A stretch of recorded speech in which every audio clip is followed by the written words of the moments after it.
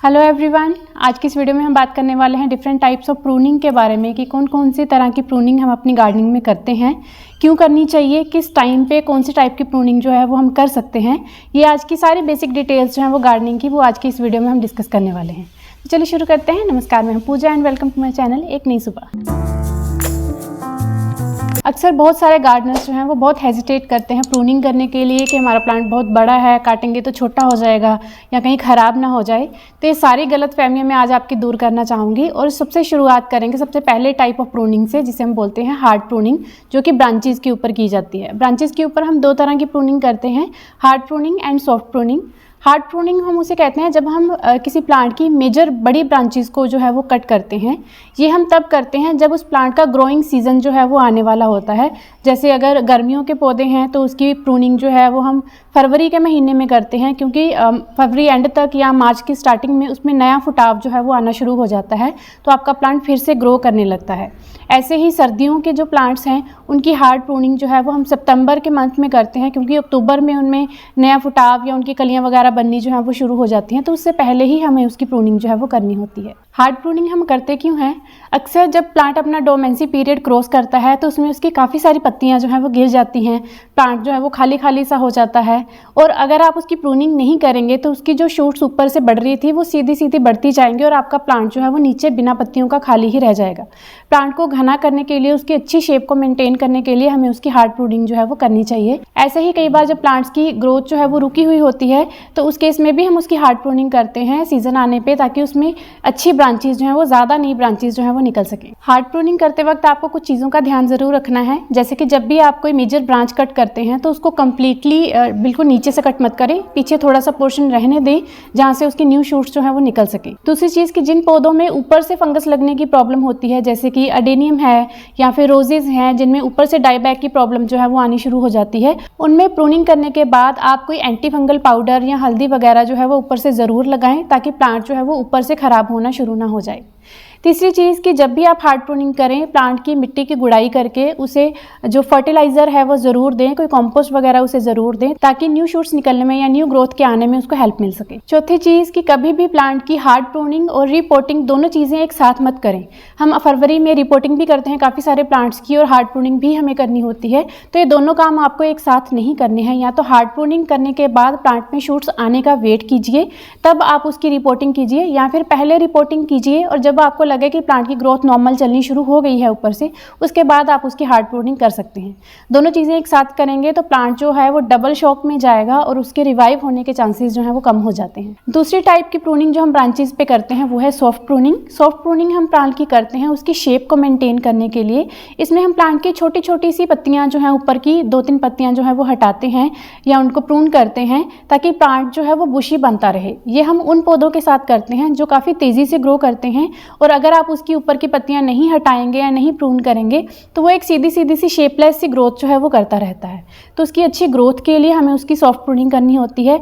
जैसे कि जेड का प्लांट है, अगर आप इसे घना करना चाहते हैं या इसकी टोपियारी बनाना चाहते हैं या बोनसाई के लिए उसे आप तैयार कर रहे हैं, तो आपको कंटिन्यूसली मतलब रेगुलर बेसिस पे उसकी सॉफ्ट प्रूनिंग जो है वो करनी पड़ेगी। ऐसे ही कोलिस का प्लांट है जिसकी हम ऊपर से 2-3 पत्तियां हटाते हैं, जिसे हम पिंचिंग भी बोलते हैं, ताकि प्लांट जो है वो घना बना रहे। ऐसे ही गुलदौदी का प्लांट है, जब तक उसमें कलियां बननी शुरू नहीं होती हम उसकी ऊपर से पिंचिंग करते रहते हैं, सॉफ्ट प्रूनिंग करते रहते हैं, ताकि जब कलियां बनने का टाइम हो उस टाइम तक उसमें काफ़ी सारे जो हैं वो न्यू शूट्स आ चुकी हों, क्योंकि जितनी ज़्यादा न्यू शूट्स होंगी उतनी ही शूट्स के ऊपर आपके फ्लावरिंग आने के चांसेस जो हैं वो और भी ज़्यादा हो जाते हैं। सॉफ्ट प्रूनिंग जो है वो आप प्लांट के ग्रोइंग सीजन के दौरान कभी भी कर सकते हैं। फरवरी से लेके अक्टूबर तक का जो टाइम है वो गर्मियों के पौधों के लिए सही रहता है सॉफ्ट प्रूनिंग के लिए, और ऐसे ही सर्दियों के प्लांट के लिए जो कि परमानेंट प्लांट है उनकी भी आप इस टाइम पे सॉफ्ट प्रूनिंग जो है वो कर सकते हैं। थर्ड टाइप की प्रूनिंग जो होती है वो है रूट प्रूनिंग। रूट प्रूनिंग हम तब करते हैं जब आपका प्लांट जो है वो रूट बाउंड हो जाता है, वो काफ़ी टाइम से उस पॉट में है और उसकी जड़ें जो हैं वो बिल्कुल जकड़ी जा चुकी हैं उस पॉट के अंदर।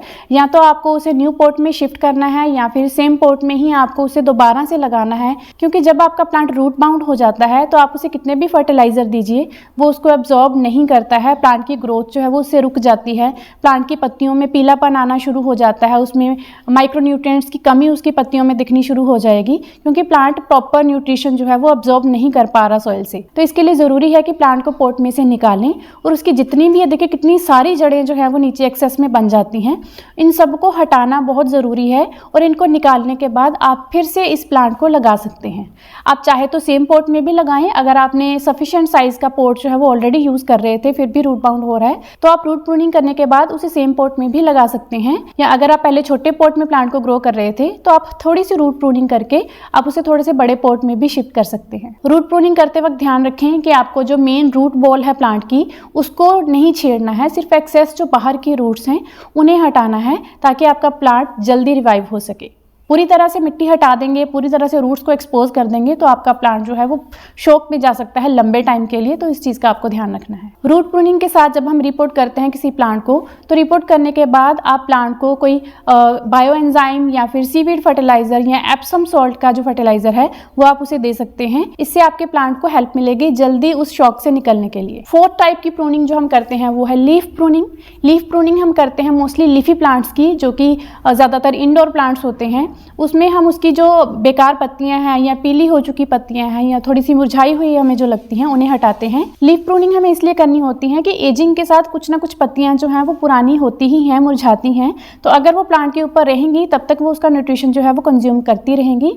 आपके प्लांट की बेटर ग्रोथ के लिए ज़रूरी है कि मुरझाई हुई पत्तियों को या जो मुरझाने वाली स्टेज पे पहुंच गई हैं उन्हें आप खुद ही हटा दें ताकि प्लांट अपनी एनर्जी जो है वो न्यू ग्रोथ के ऊपर ज़्यादा लगा सके। कुछ लीफी प्लांट्स जिसकी काफ़ी बड़ी बड़ी पत्तियां होती हैं उनमें कई बार हम उनकी टिप्स के जल जाने के बाद उनकी थोड़ी सी प्रूनिंग कर देते हैं टिप्स की, ताकि आपको प्लांट को पूरी पत्ती ना हटानी पड़े, आपका प्लांट जो है वो बिल्कुल खाली ना हो जाए।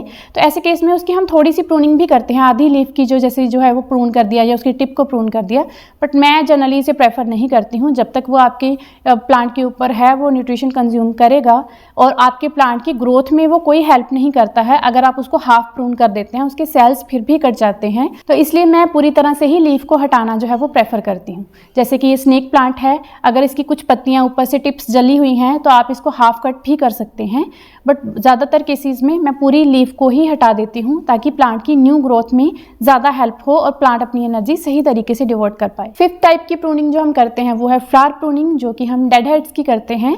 जब भी एक प्लांट के ऊपर फ्लावर जो है वो मुरझा चुका है तो कई बार फ्लावर खुद ही टूट के जो है वो गिर जाता है, बट कई बार प्लांट के पीछे जो उसका बर्ड्स हैं वो बच जाते हैं। बहुत सारे प्लांट्स में उन बर्ड्स के बीच में जो है वो सीड्स तैयार होने शुरू हो जाते हैं। तो अगर आपका प्लांट सीड्स तैयार करना शुरू कर देगा तो वो बहुत अच्छे से फ्लावरिंग नहीं कर पाएगा। जब भी एक प्लांट सीड तैयार करना शुरू कर देता है तो उसे लगता है कि उसका जो लाइफ साइकिल है वो कंप्लीट होने वाला है, तो फ्लावर्स की बजाय वो सीड्स को ही तैयार करने में, उन्हें पकाने में अपनी एनर्जी जो है वो डिवोट कर देता है। तो ऐसे केसेस में आपको डेड हेड्स जो हैं या फ्लावर के पीछे के जो बर्ड्स हैं उन्हें प्रून करके हटा देना चाहिए। सिक्स टाइप की प्रूनिंग जो हम करते हैं वो है सीड प्रूनिंग।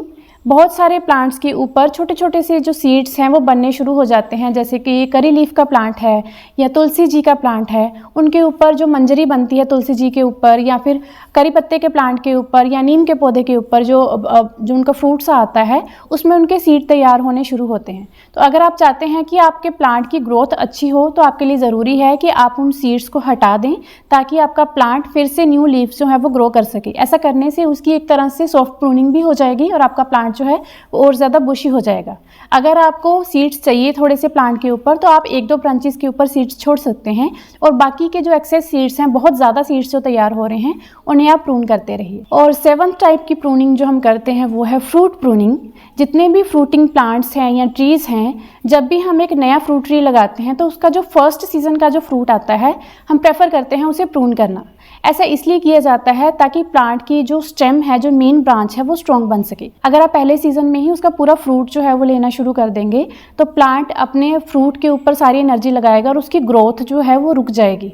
प्लांट की जो हाइट है वो वर्टिकल ग्रोथ जो है वो रुक जाएगी, प्लांट का जो तना है मेन वो हल्का रह जाएगा और बहुत जल्दी हवा के साथ वो ढहना शुरू कर देगा और आपका प्लांट ज़्यादा लंबा चलेगा नहीं। या ये भी पॉसिबल है कि 1-2 सीजन फ्रूटिंग करने के बाद वो बाद में अच्छे से फ्रूटिंग ना कर पाए। तो जब भी कोई फ्रूटिंग ट्री लगाएं, उसका जो पहला फ्रूट है या दूसरे सीजन तक का जो फ्रूट है उसे आप प्रून कर दीजिए, जब तक आपको तसल्ली ना हो कि आपका प्लांट जो है वो हेल्दी है और उसकी स्टेम काफ़ी स्ट्रॉन्ग है, तब तक आप उसके फ्रूट की जो प्रूनिंग है वो कर सकते हैं। ज़्यादा से ज़्यादा 1 या 2 सीज़न में आपको उसकी फ्रूट प्रूनिंग करनी पड़ेगी, उसके बाद आपका प्लांट जो है वो स्टेबल हो जाता है और काफ़ी अच्छी और लॉन्ग टर्म तक जो है वो आपको फ्रूटिंग देता रहता है। जब आप उसकी फ्रूट प्रूनिंग कर दें तब भी आप उस प्लांट को फर्टिलाइज करना बंद मत कीजिए। उसके ग्रोइंग सीजन में आप उसको time to time proper fertilisers जो है वो देते रहिए, जो भी उसके लिए रिक्वायर्ड है। जो देसी वैरायटी के पौधे आते हैं फ्रूटिंग प्लांट्स के, उनमें तो बहुत जल्दी फ्रूटिंग होती ही नहीं है, बट आजकल जो हम कंटेनर गार्डनिंग करते हैं उसमें हम हाइब्रिड वैरायटी के ही फ्रूटिंग प्लांट्स लेके आते हैं, जो कि बहुत कम हाइट पे पहले सीजन पे ही फ्रूट्स जो हैं वो तैयार करना शुरू कर देते हैं। तो उनके लिए बहुत ज़रूरी है कि आप पहले सीजन में उनके फ्रूट्स की प्रूनिंग कर दें और फिर उसके बाद आप लॉन्ग टर्म तक उसके फ्रूट्स को एंजॉय कर सकते हैं। तो आज के लिए बस इतना ही। आई होप मैंने प्रूनिंग से रिलेटेड सारी बेसिक डिटेल्स जो हैं वो कवर कर ली होंगी। फिर भी अगर आपका कोई डाउट है तो आप मुझे कमेंट सेक्शन में पूछ सकते हैं या फिर इंस्टाग्राम पे DM करके वहाँ पे अपनी प्लांट रिलेटेड क्वेरीज जो है वो कर सकते हैं। तो अगर आपको आज की वीडियो और ये इन्फॉर्मेशन अच्छी लगी हो तो प्लीज़ इस वीडियो को लाइक एंड शेयर करें, मेरे चैनल को सब्सक्राइब करें एंड बेल आइकन प्रेस करें for the latest video notifications. धन्यवाद।